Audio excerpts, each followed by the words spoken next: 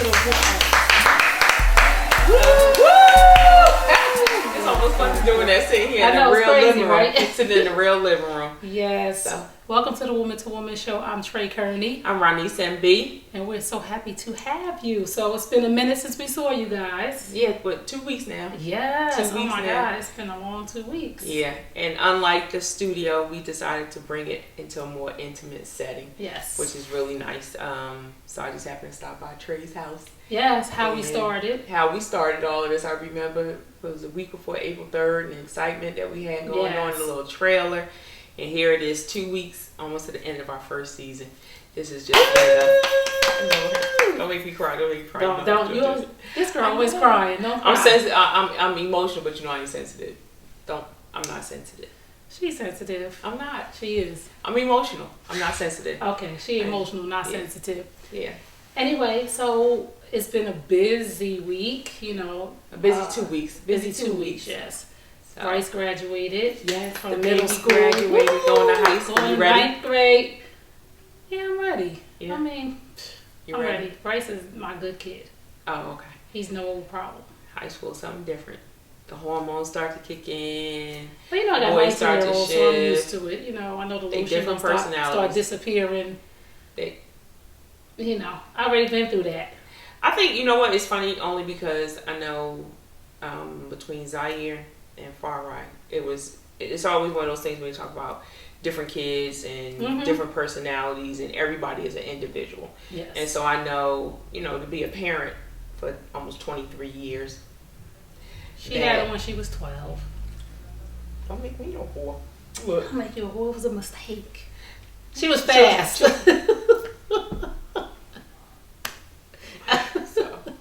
Alright, she old. It ain't that kind of shower.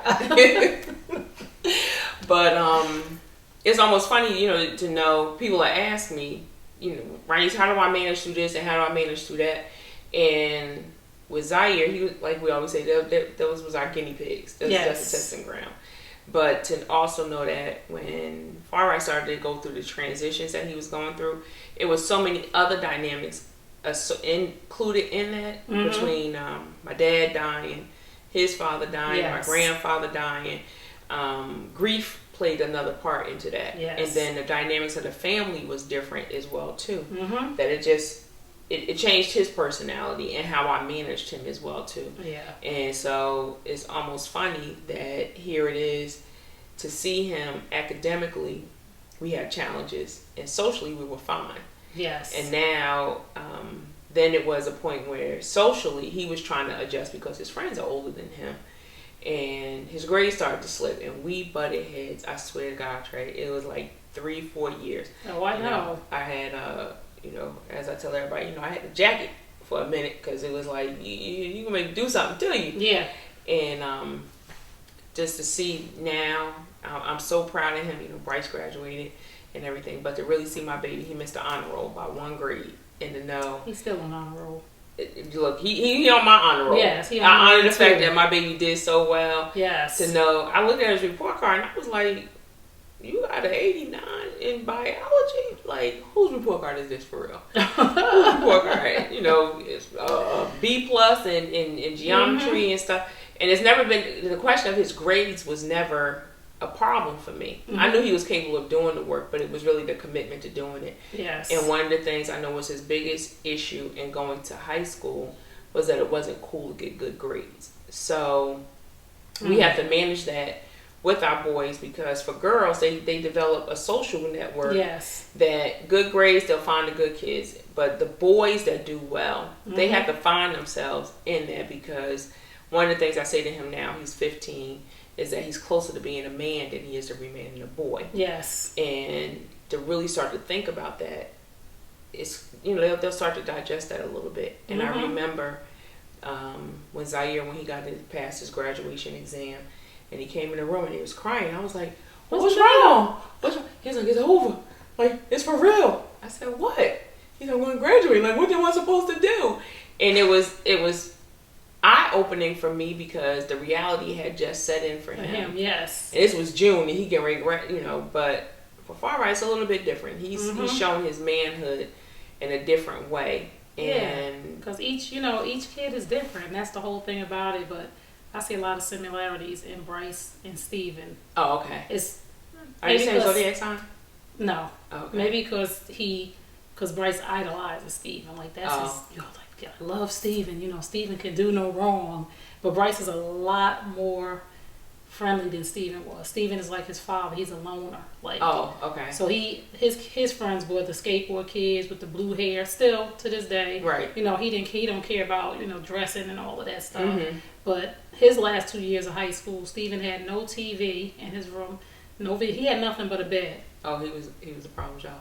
He wasn't a problem child. He just wasn't focused on school. So okay. I had to make sure that he graduated. Okay. And it wasn't that he couldn't do it. He just didn't want to. Mm-hmm. So it was a matter of taking everything that was distracting him. He was distracted. So once I took everything away, his grades got better. And as he got older, now he's 19 going on 20. We have these conversations now where he's like, I get it. Like, mm-hmm. I'm so glad that you took the TV and everything out of my room. Right. I'm so glad. I'm like, because he goes to Essex County College instead of going to the school that he wanted to go to. Right. And I kept trying to tell him, don't let the school pick you. Right. Come on. Don't let the school pick you. When you want those acceptance letters, and mm-hmm. then you're going to be looking at me like, what's going on? So he's like, I get it now. Yeah, Zaire, Zaire has his personality has always been very laid back. So he was always fine getting a C. He wasn't like the competitive student. Mm-hmm. Well, Mom, what's the problem? Like, I passed. Yeah, that's it. I passed. And even though he got accepted to so many colleges and everything, he is the calmest person in the bunch of them all, as far as the competitor. Like, he used to cry when he couldn't win at doing something. Okay. So now to see him excelling with his grades meet that same competitive person that I know, we always joke and say, oh, you're going to give me an orange P. That's for Princeton. Okay. So now we're thinking about blue H's for Hampton or Howard maybe, and we'll do a whole college choice for him to really be able to figure out exactly where it is that he wants to go, And the other one is Berklee School of Music in Boston. Oh, nice. Yeah, but it's just and then I got Hustle Man on the other hand. Yeah, Hustle Man. He already looking at colleges based on at 8 or based on draft picks and and what schools the agents went to, because he done figured out that the agents make more than the players. So he like, you could be my manager, and then an agent. I could be my own agent and the owner, and wow, yeah. See, I'm telling you, it's the difference, the dynamics of it all, especially when it comes down to our boys. Yes. So get ready. I'm ready. Yeah. I'm not worried about it. They better get ready for me, because I don't play no games with the boys. Yeah. I don't play no games. I don't cut no slack. And Bryce, no. Yeah. So, but other than that, let's see what else went on during the week. I appreciate you. My baby hung out. with Trey. Yes, he did. For what, 4 days? Yes. He act like he didn't want to go home. I think you guys saw the Facebook posting with him in his eyes when he had to go. He was like, it's time to go home. And was asleep before we got even halfway around the corner. But I know, that is so cute. To know that they're doing their own show.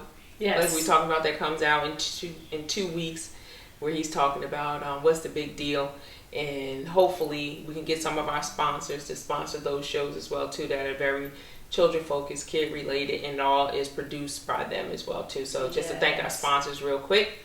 Ms. Mac Marketing. Yes. Ace Media Corporation. Movement Magazine. Copperstone Multimedia. Mona Locke Cocktails. And the Hyatt Magazine. Yeah, the Hyatt Magazine. Lord have mercy. Hyatt Hotel. I'm crazy. Let me find out it's going to be a Hyatt Magazine coming. They probably got one. No, Uh-oh. You done spoken into existence. That's how it goes. But we thank our sponsors for this season. It has been a great, great ride and a great marriage to these different companies who are really doing a lot of positive things for the community. And I think if nothing else, that my biggest applause goes to us, that we actually put this together. We came up with a concept that really be producers of the show. Yes. So when everybody says, this is easy, they make it look easy. Woo-wee! That's an understatement. Bam! It is not easy. No. But it's been fun, and it's been educational, and I wouldn't trade the last, what has it been? 13 weeks? 12 weeks. 12 weeks and one more I wouldn't trade the last 12 weeks for anything. It's amazing that I don't know who said the quote, but it was one of those quotes that said, either build your dreams or somebody will hire you to build theirs. Yes. And when we have to come back, when we repeat that, build your dreams or someone will hire you to build theirs. Yes. And when you have to think about that over the course of the past, since April 3rd, this has really been in a purpose. It wasn't as if we just kind of came up with a concept and said, oh yeah, let's have a TV show. Yeah, let's be famous. Yeah, because I already think I was famous. Yeah. Like, in my mind, it's already happening. I think the paparazzi follows me. But it, just to see it, and I encourage women, I encourage my kids. My goal, y'all know I'm being inaugurated next week. The mayor of Newark. The mayor of Newark, I'm being inaugurated next week.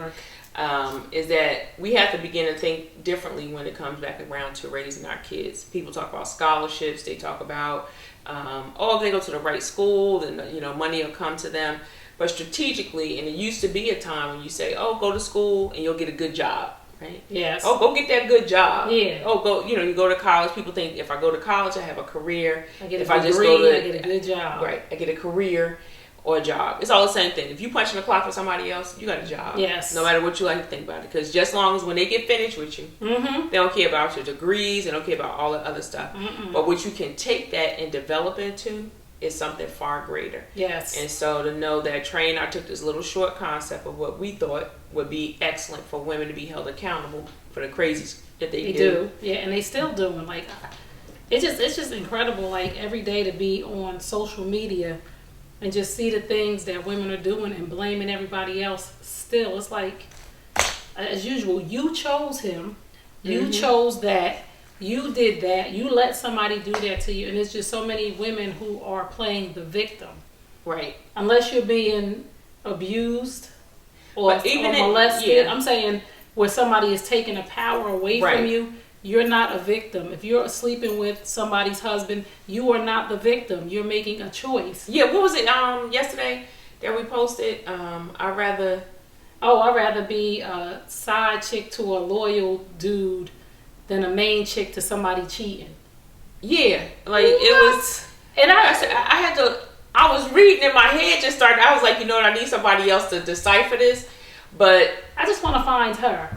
But you know what? It's more than one her. Yes, that's the other thing about it too, because the whole thing becomes.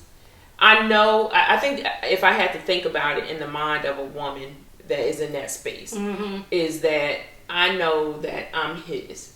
And so I know I know he only has his wife. That's the concept. Yes, he only has his wife. Yes. Whereas here I am, the main chick, and he's cheating on me with everybody. So at least I only got to think about one woman. Yes. But that's the whole problem too. But at least I know. No, at least I know I'm being cheated on.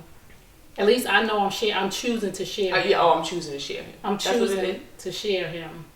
But the whole thing is that I think still the concept is that he's only with me and with his wife, and so if he's over here with me, then he ain't thinking about his wife. You see what I'm saying? Like it's that whole. We can analyze this forever because I took it another way. That all right, come on, at least I know that he's with somebody else, and I'm making a choice to be in a situation as opposed to the other dude taking away my choices by going around cheating, and then I gotta find out there's a side chick. I gotta find out it's a side chick from. It's so hard to even grasp the whole concept of it all. But the thing that it all comes down to, you should be the only one. Yeah. You should be the only one. Yes. And it's sad that somebody wrote that post and there's a bunch of them out here who are satisfied with being a side chick because I know, and they have these hopes and dreams that he's going to leave his girl. I got the best kitty cat.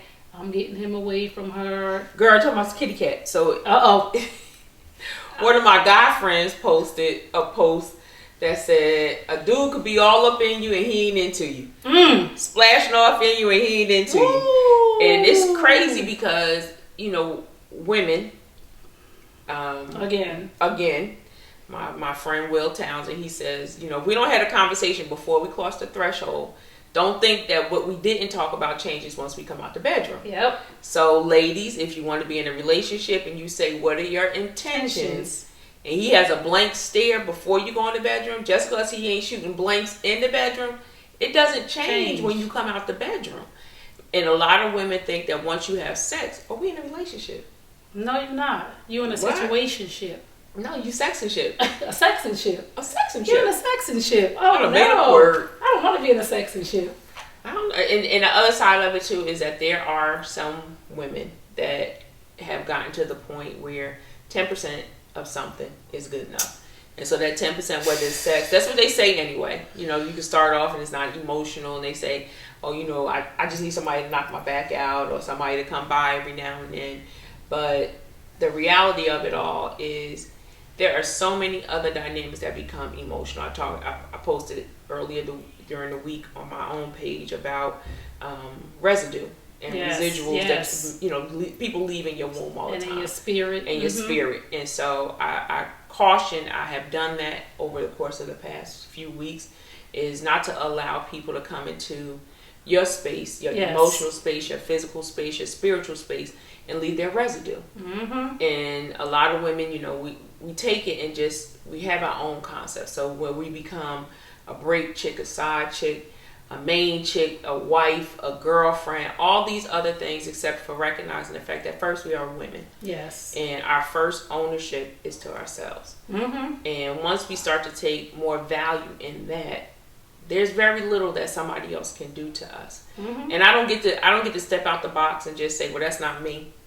She over there doing that, but that's not me, because I know that everything is a reflection. Everything that my sister does is a reflection of me. And if I haven't done enough to drop something good on her spirit, shame on me for talking about something that bad that she lives in, or not trying to help her in some sort of way, or giving her some other tools in order how to move past that. Because again, as we always start the show, was hurt people. And we've been there. I mean, we've been down the path of side chick, break chick.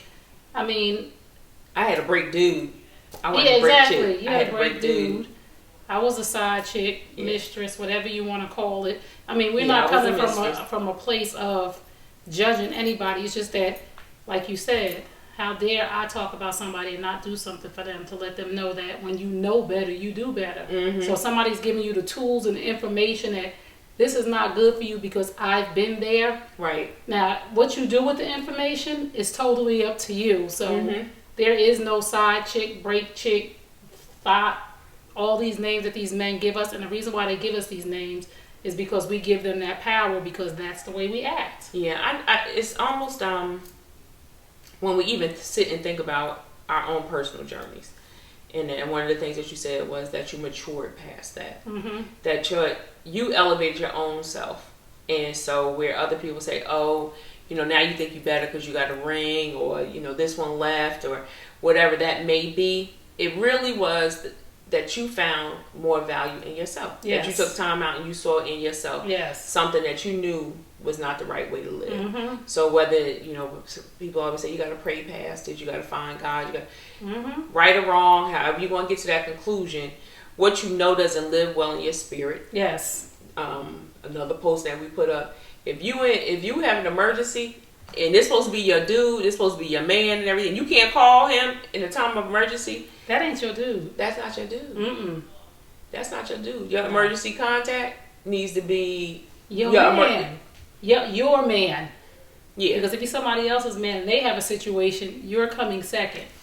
Third. Okay. Like, you know. It depends on where you at in the total. Like, he might text you and say, oh, she tripping. I can't get out the house. Yeah.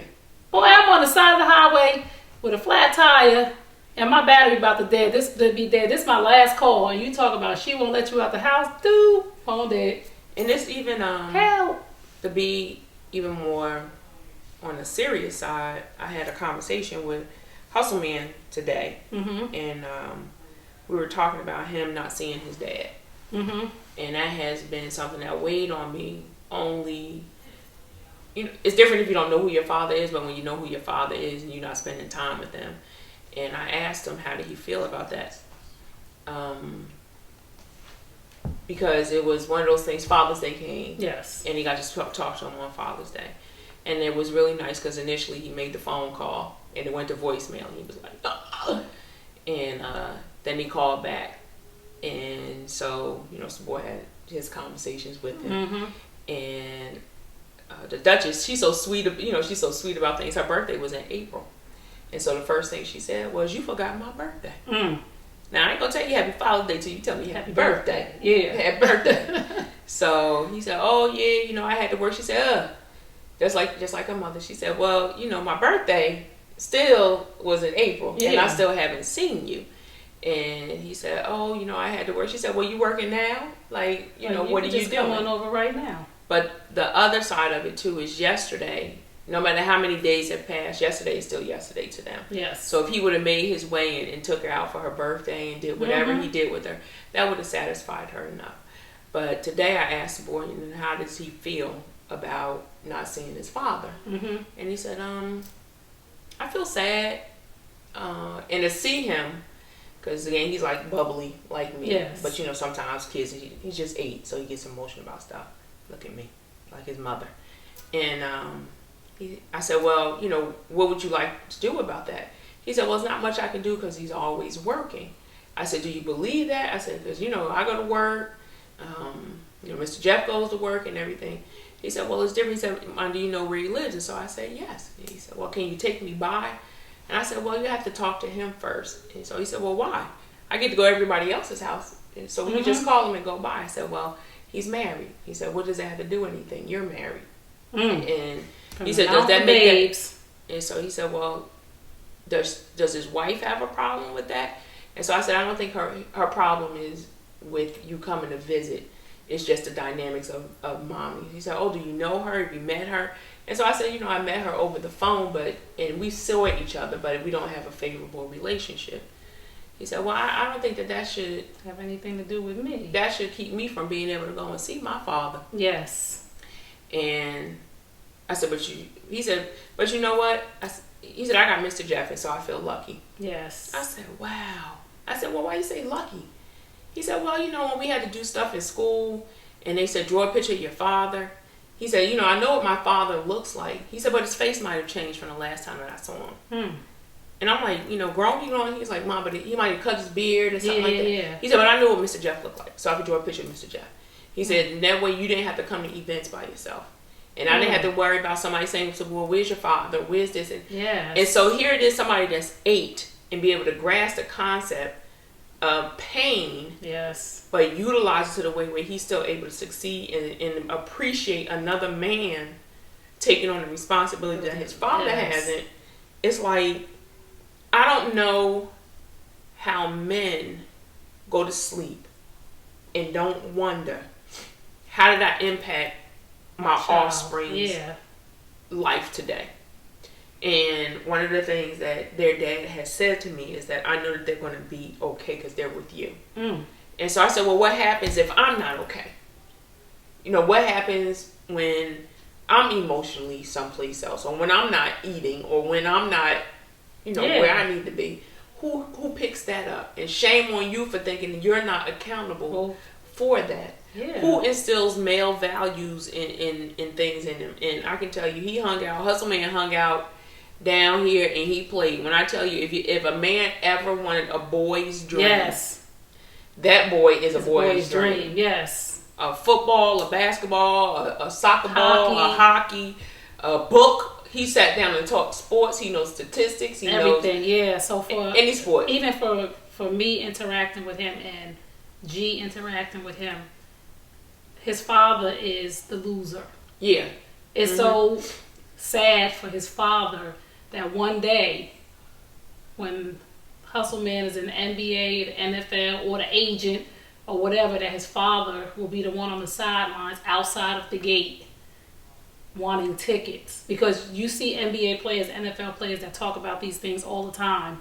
And I see that coming for him to say, well, why do you think that you get to sit, on the sideline, or why do you think you get to sit on the side court?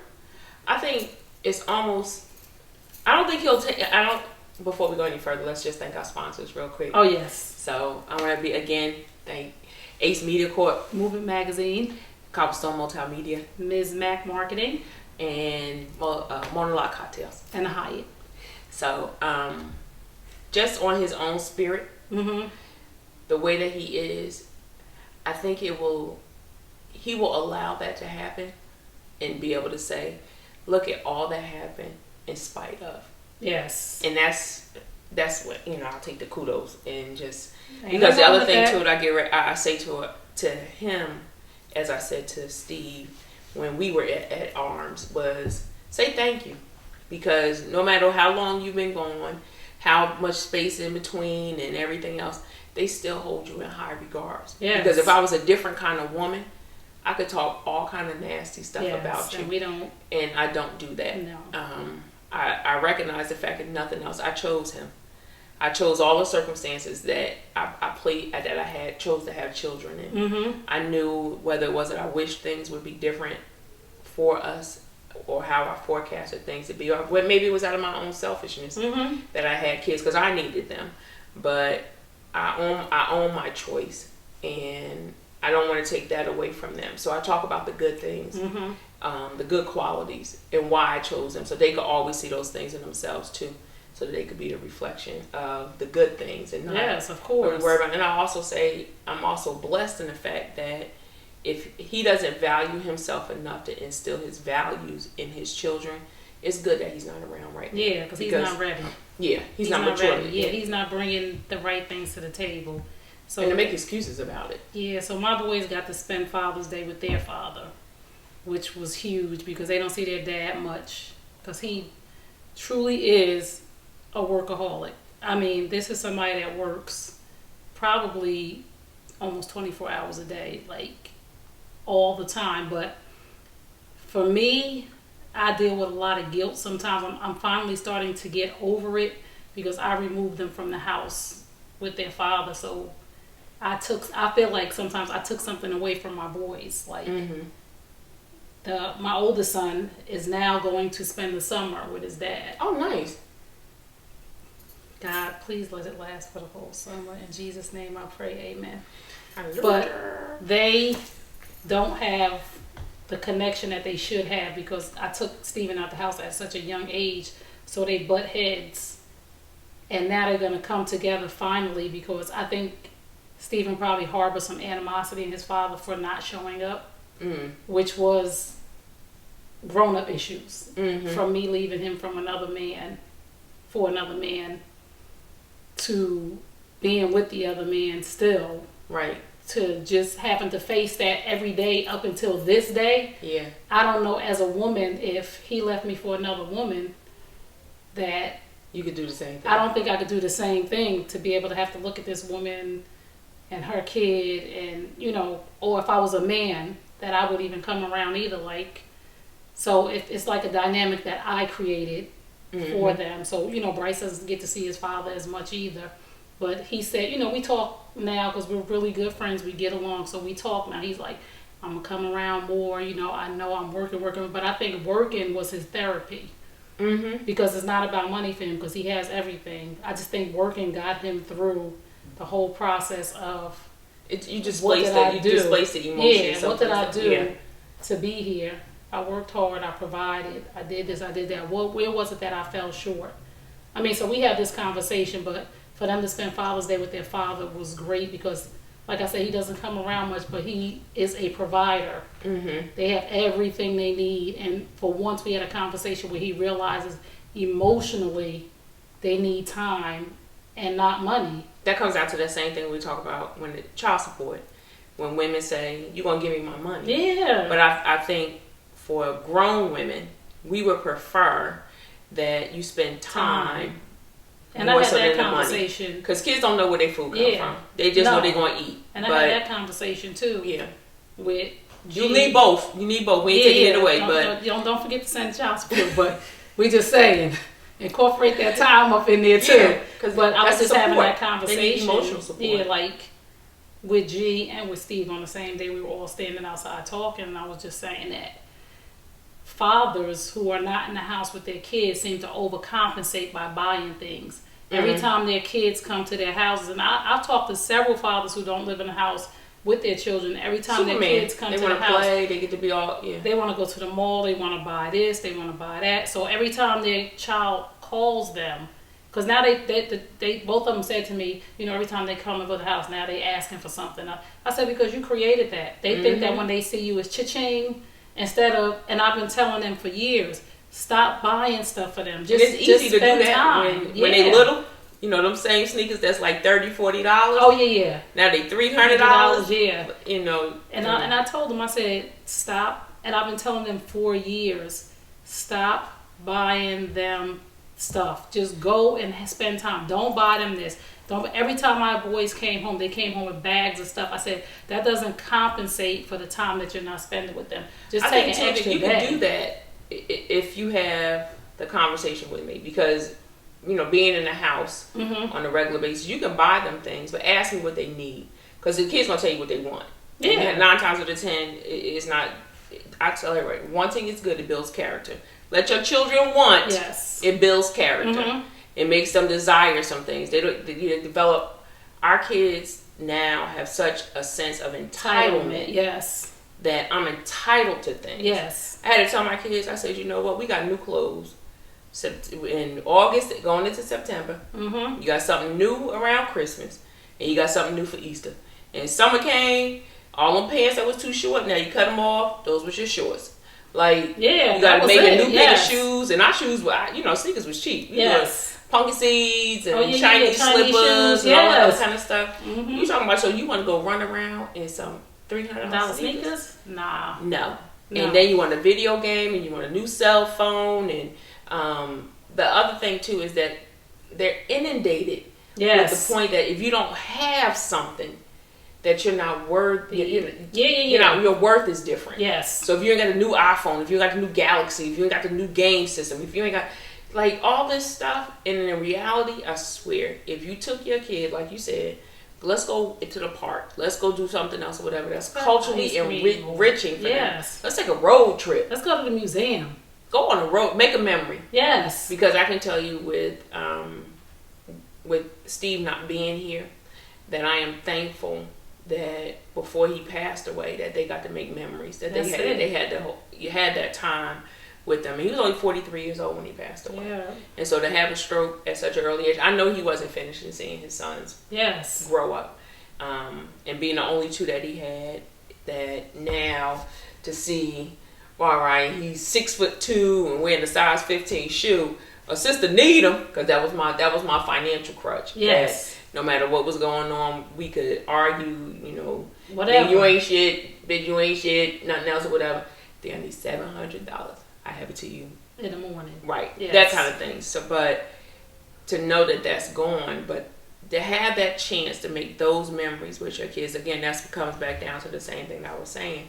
For a father to go to sleep and not know if your kids are well, or a mother too, because we're not going to take it away. There's some single fathers, there's fathers raising their children as well too. That is some women that's raggedy, that you ain't taking care of your kids, and you out. The lady that left her 6-year-old to go on a date.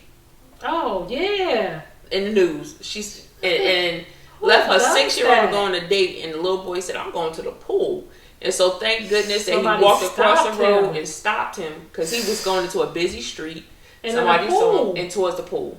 And then it would have one of those things that he drowned. She wouldn't have been none the wiser what was going on, because she out getting it. Yeah, she out getting herself. And she's talking about she fell asleep. She fell asleep. My mother always say, if you see one rat, it's 1,000.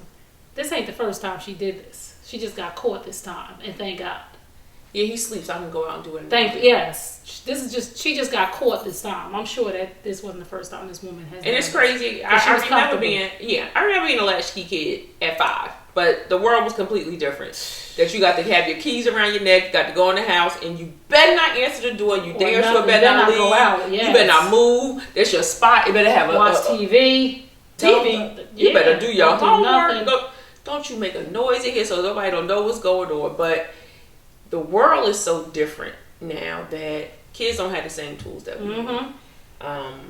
So as we continue to talk about all the things that we need to know as women, that we need to be better, because I don't want to go out with a man that's okay with me leaving my children either. But see, the thing about that is, do we know if she told him that she had a kid? Because why wouldn't you come to her house and spend the night? I'm just saying, like, I can't see And there probably also men out there that say, don't bring your kid, but do we know if she told him? I mean, it's women that are doing some things. I remember about 10 years ago, the lady that drove her kids into the late ocean, yeah. Yeah, because she needed to be with a man. Those kind of things as women, again, if you, being a mother and having a baby, two different things. Yes. And when you choose to be a mother, yes, the sacrifices and the choices that you make are no longer about yourself. When I know as we were talking about in the beginning of this show, was that I get nervous because I am the mother of the son, and so I don't have the power to persuade somebody else not to change the dynamics of my son's life if he should happen to get somebody pregnant. Yes. So the choice that he needs to make, I tell my son all the time, be on birth control. I don't care what she said. You always be on birth control. Yes. He was like, Mom, what? I said, I was on birth control when I had you. Okay? Just be on birth control. And it was, I gave him, everybody said, just give him a condom. No, give him some condom. Go give him some spermicide inserts. Tell him what to do with them. Give him everything. Yeah. Give him everything. Just, we got to educate our boys, because a lot of times the mothers of daughters, they think that we have it easy. At the end of the day, if my son gets your daughter pregnant, it's no easier for me than it is for you. Mm-hmm. The dynamic may be a little bit different because the girl may have to live in a house with you.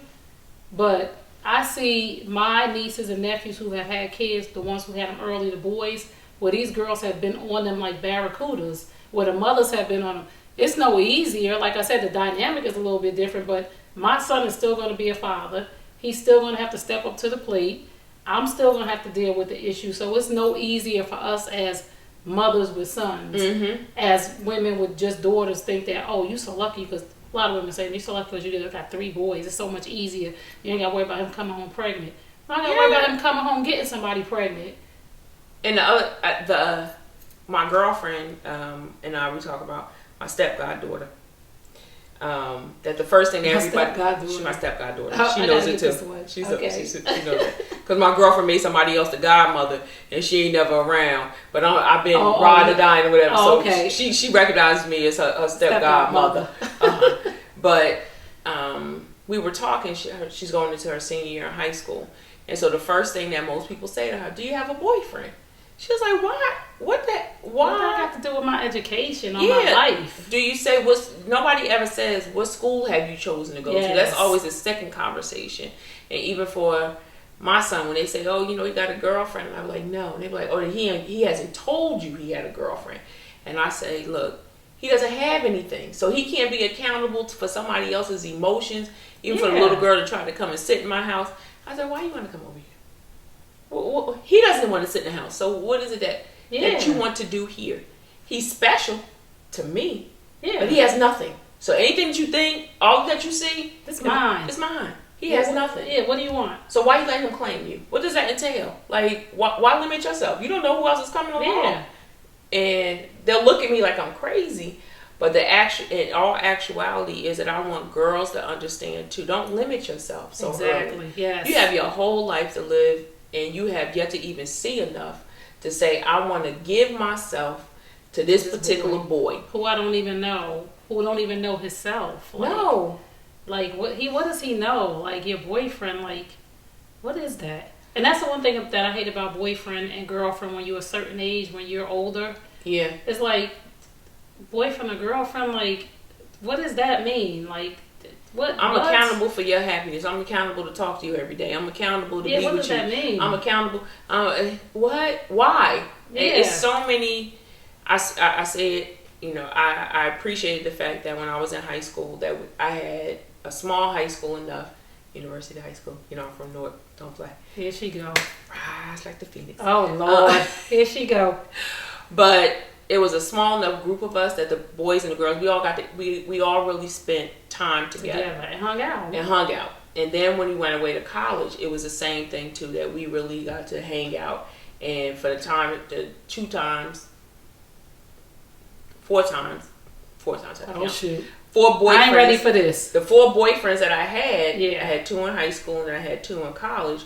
It didn't really change much because I still had to I still had the opportunity to have my friends. Yes. We were all in the same social network, right? And then it comes to this grown people stuff that you do. And now you can't have no more friends. You know, it got to be us. Yeah. Well, who is that? And it changes everything opposed to just being able to go and hang out. Mm-hmm. Be able to ride it. But that's those insecurities from other people to say, well, who is that and why is that and all of that. That's somebody else's insecurities. At some point when you become adults, you're not supposed to have friends of the opposite sex anymore. But that comes from the dynamic of people's relationships where there's been cheating involved and trust factors. Mm-hmm. That's what I think. Because I think that a person who has no trust issues or hasn't been any infidelity involved doesn't have a reason to think that, well, Ronise, why are you friends with that guy or whatever? Right. Because that's your own thoughts. If you think that every guy that I come in contact with who's a friend of mine and I want to have sex with him or I want to have something past friendship. Yeah. Like I said, those relationships, whenever it's two people that are saying, this is just my opinion, of course, so don't get all mad, start inboxing me and stuff. When people say you can't have male and female friends because there's been a breakdown in your structure, because I'm not one where my man can have female friends because of things that have gone on that happen in relationships with me where I don't trust the dynamic of a male and a female being friends because those things have happened. But that's why I say, from my opinion, it comes from that, because if in your marriage you can have friends and he can have friends because there hasn't been a breach of trust that has got you that you haven't probably that you've gotten over. See, when you haven't healed completely from some things that went on, it's like I either don't trust you or I don't trust women. Okay. You know what I'm saying? To say my man can't have no female friends or my girl can't have no male friends. He either don't trust his girl or he don't trust males. I get what you're saying. So that's the thing that I think, because Jeff and I came together at a later stage in life, is that and plus, like, it hasn't been a violation. And my friends are my friends, and I should happen to pick up a new friend along the way. It'll more than likely start off professional, but I think because he and I started off on a friendship basis and see how it manifested itself into the marriage, he really understands that I really put everybody in the friend zone. That I meet people, I'm a social butterfly, so I meet people, and it's funny because he's like, Ryan, who is that? And I be like, how you doing? Come here, give me a love. Come here, come get a hug. But it also, I think, keeps things healthy and the balance. That we need to have that other dynamic of somebody else that we trust enough to give me a little bit more insight on myself, that knows me just like that I know myself. So I'm fortunate enough to have at least 2 male friends that I can call on that are really and truly genuinely rooting for Team Us, that they can come and sit in my house, that could sit down with my husband, that they can have conversations, they could do all that stuff with, where he doesn't feel as if it's going to be a violation in any sort of way. And I've had some friends that I've had for over 20 years that luckily he respects the fact that, again, I was grown when I met him. And so I'm not going to stop being friends with people that have been in my life for so long. And luckily those people haven't crossed the line into that, because honestly we're just truly friends. And so that too comes down to that question that people always, that age-old question, can a man and a woman just be friends? And I really and truly believe that everybody can be just friends. I have some good looking friends, and people be like, oh, but there's no possible way. And I'm like, yeah, but I don't see him like that. Yeah. That's not he. We go out places, even my brother. Yeah. And everybody like, ooh. I'm like, yeah, yeah. But no, my brother is cute. But I'm just saying, yes, like, it's no disrespect to you. He's my brother. No disrespect to his girl. But he is. Yeah. It's my brother. But it's still, he ain't Idris. So, he ain't Idris. Holla if you hear me. He ain't Idris. I don't think Idris is. See? That's what I'm saying. Ain't my cup of tea. Like, yeah. That's what I'm saying. That's what I'm just saying. It's the accent. He alright. It's the accent. He ain't. I mean, he ain't hard on the eyes, but he ain't like, ooh. Yeah, that's how I used to go for Denzel. I be like, he got them big teeth. So he got them big teeth. She ain't mean that in a bad way, Denzel. Some women like. Well, a lot of women like men with big teeth, clearly, because they all go for Denzel. He need Lumineers or something. He ain't my type either. He got nice swag when he walk. Yes. Look like this is personality. The kicks in. This is personality. Like. Yeah. I like different kind of men. But anyway, when it comes down commercial to break, we sorry. Anyway, commercial break. It's back. Reel it in, we back. It's all those things that we just sit and we just think about. And so tonight's topic, if you haven't caught on to it, is just really about how do we as women impact our kids when they come to the choices and things that we do, and how do we make it better for them. And if the infidelity is involved, or you choose a man who's unavailable or decides, they don't want to be with you, or whatever the case may be. But I own the things that I've caused in my relationship with my sons. I own up to my accountability of the choices that I made. And some of the choices that I made, I was younger, and I really was just thinking about me. And I can honestly say that, looking back now. Well, thank you. Looking back now, I know that I would have made some different choices if there was an accountability partner that I had, or somebody that came to me, because I had girlfriends, but it was like, well, I ain't saying nothing to her. I wish I wish somebody would have came to me and said, what are you doing? Like, what's wrong with you? Like, you live an American dream. Like I really was living an American dream. And like I said, if somebody had come up to me and said, this is not the right thing to do, maybe I would have listened. Maybe I wouldn't. But at least I want to have, this is one of the main reasons why I want to have this platform for women to hear that the grass is not greener. Some things may not turn out to be how you think they're going to be. Like the effect that you're going to have on your children is going to be, I changed the whole course of my kids' life. Like, not that they're in a bad place, but they might have had some different decisions if their father was in the house with them. Right. And they had the opportunity to be at home with their dad and see him and sit down and talk to him, because now my son is a music major in college. And his father does music. He plays everything, but my son just learned how to play the piano 2 years ago when he started college, whereas if he was in the house with his dad, he'd be playing everything, because all his brothers and sisters play every instrument, they all sing. So I separated him from a part of something that was already in him, because we didn't force him to go to school to do music. I never even thought he would do music. Right. But I moved him away from that, and like I said, I can't even imagine where he would be at right now if he was home with his dad. Well, the other side of it too is that ideally we would like to think, we have a plan and we have what we want to happen and what we think should happen for our kids. And I know Zaire, he should be in his senior year graduating from college. And if nothing else, I said to him, Zaire, I want you to live your life. I want you to really and truly live your life. Own your life. And if it's taking a step back from going to school, he's doing wonderful things with music. Yes. His mixtape is coming out. I'll be sure to share that with you guys. I'm sorry. I got all games on him. I didn't want him to ever feel that he's not getting a chance to do all the things that he wants to do. Yes. People say you only live once. I say, no, you only die once. You live every day. Yes. And I want him to have the life that he wants for himself, and I'm not going to take that away from him. I had a conversation again with Farai. I had talked to Hustleman, but I talked to Farai as well, too, as I shared with you guys in our last show, was that one of my guilty feelings was that I never gave him the family dynamic of seeing his father and I together in a healthy, happy space. And today we had a conversation in reference to that. And he said, Mom, I remember us going on vacation. So that did me well. That's good, yeah. He was little, but he remembered it. And I said, well, did you understand why we were so angry? And he said, no. And he said, but I know it's something that had to do with adult stuff. He said, I just think that y'all just loved each other.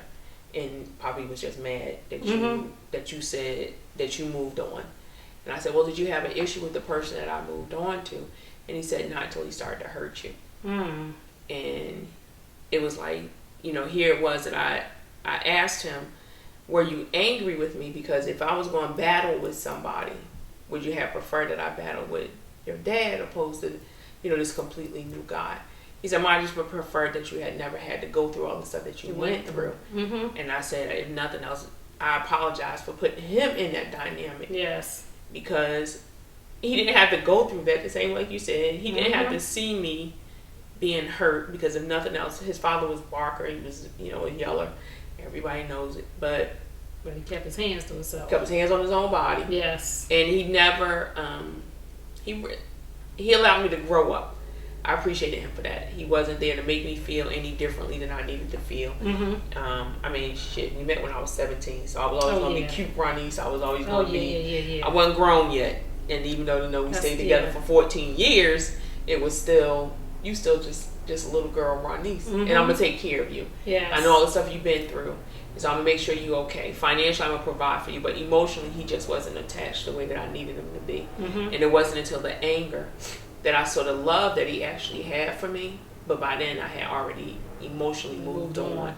So if nothing else, I have forgiven myself for that, just in having the conversation that I had with Farrar today. And even though his dad isn't here anymore, I think that he gets to rest in power and just knowing that he now has somebody in his life that will hopefully be around for a while. And if nothing else, to really understand that my niece has enough love to give my sons. I may not know it all, because I'm not one of those people that say I don't need no man to help me raise my sons. I'm clear. I need a man. When y'all got hormones that I don't understand, y'all go through different shifts, dynamics, and everything else. Lotion bottles, just emotionally. Yes. And I mean, it's a lot of stuff that girls go through that we don't know. But again, we thank y'all for joining us. Yes, and like I said, we're always here, and it's always about accountability. And some things went on in our lives with the, the choices that we made that may have changed the dynamic of our boys and our girls' lives, but we grew and we learned from them. And that's the most important thing, is the situations that we put ourselves in as women and the choices that we make. We have to learn from them and make better choices, because when you know better, you do better, and you can grow better. And the more you know, the more you're accountable for. Yes. And if nothing else, for all my men, I want you to know you matter. Yes. You matter. You matter. You are needed. You are necessary. You are appreciated. So every day, take time out, check on your kids. Women, appreciate the men that you have in your life. Appreciate your sons. Give them a hug. Don't let your son become immune to a woman's touch, a man's touch. Put them in places to be able to grow healthy. So thank you again. I'm Ronnice MB. I'm Trey Kearney. And we'll see you next time on the Woman to Woman Show. Good night.